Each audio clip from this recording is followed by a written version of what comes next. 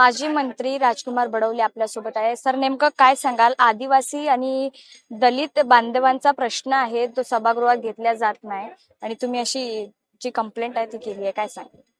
नाही, मुळात मी माननीय अध्यक्ष महोदयांना महाराष्ट्र विधानसभा अधिनियम 267 अप्रमाणे जे पत्र दिलं आहे, तर त्याच्यामध्ये मूळतः आमचा प्रश्न असा आहे की महाराष्ट्रातच नव्हे तर या देशामध्ये आरक्षणामुळे अनुसूचित जाती आणि अनुसूचित जमातीला परमपूज्य डॉक्टर बाबासाहेब आंबेडकरांच्या घटनेनं राजकीय आरक्षण भेटलेलं आहे.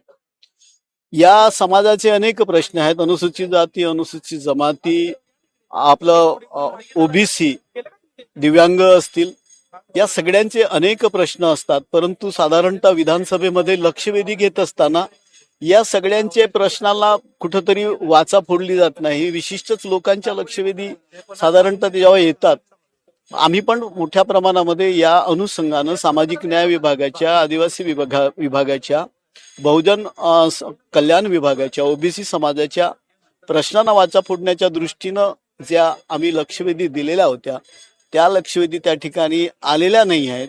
मुळातच महाराष्ट्रातलं हे नागपूरचं अधिवेशन 6 दिवसच चालतंय आणि याच्यामध्ये या आमच्या अनुसूचित जाती, अनुसूचित जमाती, ओबीसीच्या जर एकही लक्षवेधी येत नसतील, त्यांच्या प्रश्नाला योग्य न्याय मिळत नसेल, तर ते देण्याच्या दृष्टीनं माननीय अध्यक्ष महोदयांना मी महाराष्ट्र विधानसभा नियम 267 अप्रमाणे जे पत्र दिलं आहे आणि त्यांना आम्ही निवेदन केलं आहे का किमान हे प्रश्न हे लक्षवेधी घेत असताना, कारण हे अधिवेशन लक्षवेधी आहे असं जेव्हा म्हटलं जातं, ते या लक्षवेधी त्याच्यामध्ये यावा या मागचा हेतू आहे आणि त्या दृष्टीनं आम्ही त्यांना पत्र दिलेलं आहे. सत्ताधारी पक्षातील आमदारांनी जर अशी तक्रार केली तर पुढे काय होणार?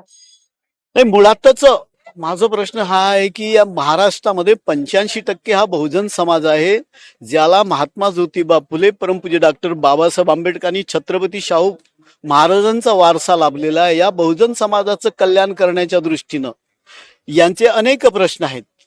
या प्रश्नाला मग सफाई कामगारांचं असेल, ओबीसीचं असतील, अनुसूचित जातीचं असतील, अनुसूचित जमातीचे असतील, हे सगळे प्रश्न लक्षवेधीच्या माध्यमातून मोठ्या प्रमाणामध्ये जेव्हा घेतले जातात, तर या सगळ्या विभागाचे प्रश्न, मग सामाजिक न्याय विभाग असेल, आदिवासी विभाग असेल, बहुजन कल्याण विभाग असेल, दिव्यांग विभाग असेल, या सगळ्यांचे प्रश्न लक्षवेधी पण त्याच्यामध्ये आले पाहिजे, या निमित्तानं मी त्यांना पत्र दिलेलं आहे. 5 दिवस उलटून गेले अधिवेशनाला, आज 6वा दिवस उगवलाय आणि अशातच शेतकऱ्यांचे प्रश्न असतील, दलित बांधवांचे प्रश्न असतील, आदिवासी भागातील बांधवांचे प्रश्न असतील, याकडे काही लक्ष दिल्या जात नाहीये. तुम्ही काय सांगाल यावर?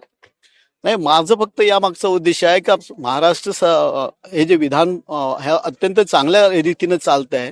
आमचा फक्त याच्या मागला विषय आहे का 85% जो बहुजन समाज आहे, या विभागाचे प्रश्न निकाली लागले पाहिजे. त्यांचे पण आमदार आरक्षणाच्या माध्यमातून या ठिकाणी निवडून आलेले आहेत. अनुसूचित जातीचे 29 आहेत, अनुसूचित जमातीचे 24 आहेत. अशी 54 आमदारांना त्यांच्या भागातले तर प्रश्न मांडायचा हा विषय असतोच, पण त्यासोबतच ज्या मुद्द्यावर ते निवडून दिले जातात परमपूज्य डॉक्टर बाबासाहेब आंबेडकरांच्या संविधानानं, तर त्या दृष्टीनं या समाजाचे प्रश्न पण या ठिकाणी मार्गी लागले पाहिजे, ही आमची भूमिका आहे. अधिवेशन आपण बघू शकतो विदर्भात आहे आणि अशातच मुंबई पुण्याचे मुद्दे हायलाइट इथे केले जातात आणि विदर्भातील भागाकडे काही लक्ष दिल्या जात नाही. यावर काय बोलाल?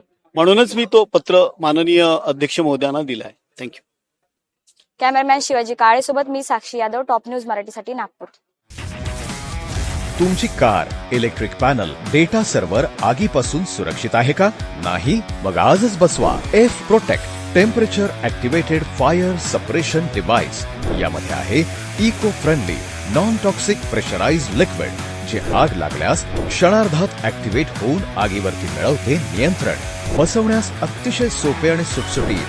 टेकालिपचे एक दर्जेदार उत्पादन एफ प्रोटेक्ट.